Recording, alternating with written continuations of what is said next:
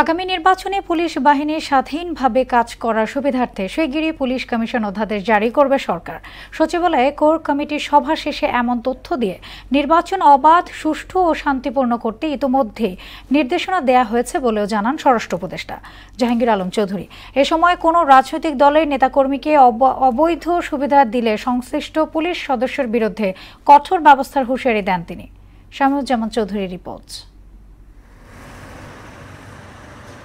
সব ঠিকঠাক থাকলে আগামী বছরের ফেব্রুয়ারিতে অনুষ্ঠিত হবে ত্রয়োদশ জাতীয় নির্বাচন। এই নির্বাচন অবাধ সুষ্ঠু করতে সরকারের পক্ষ থেকে নেওয়া হচ্ছে নানা পদক্ষেপ, যদিও এর অনেকটাই নির্ভর করে আইন শৃঙ্খলা রক্ষাকারী বাহিনীর উপর।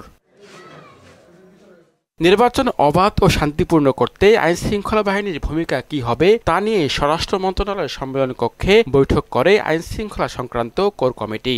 সভা শেষে কথা বলেন স্বরাষ্ট্র উপদেষ্টা, জানান নির্বাচনের সময় কোনো পুলিশ সদস্য কাউকে বিশেষ সুবিধা দিলে তার বিরুদ্ধে তাৎক্ষণিক ব্যবস্থা নেওয়া হবে। ইলেকশনটা হইতে হবে ফ্রি, ফেয়ার, ক্রেডিবল এবং উৎসবমুখ। যদি কেউ কোনো জড়িত থাকে তারে আইনের আওতায় নিয়ে আসা হবে। নবগঠিত ইলেকটোরাল ইনকোয়ারি কমিটির মাধ্যমে দায়িত্ব গাফিলতি বা পক্ষপাতমূলক আচরণ প্রমাণ মিললে সংশ্লিষ্ট ব্যক্তিকে তখনই আইনের আওতায় আনার হুঁশিয়ারিও দেন তিনি। ইলেকটোরাল ইনকোয়ারি কমিটি থাকবে, কারো কোনো ধরনের এরকম নেগলিজেন্স থাকলে সাথে সাথেই তার আইনের আওতায় নেওয়া আসা হবে।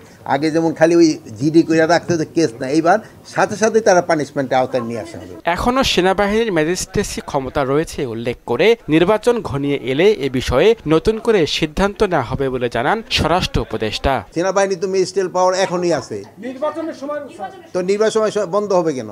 শামীমুজ্জামান চৌধুরী, মোহনা সংবাদ, ঢাকা।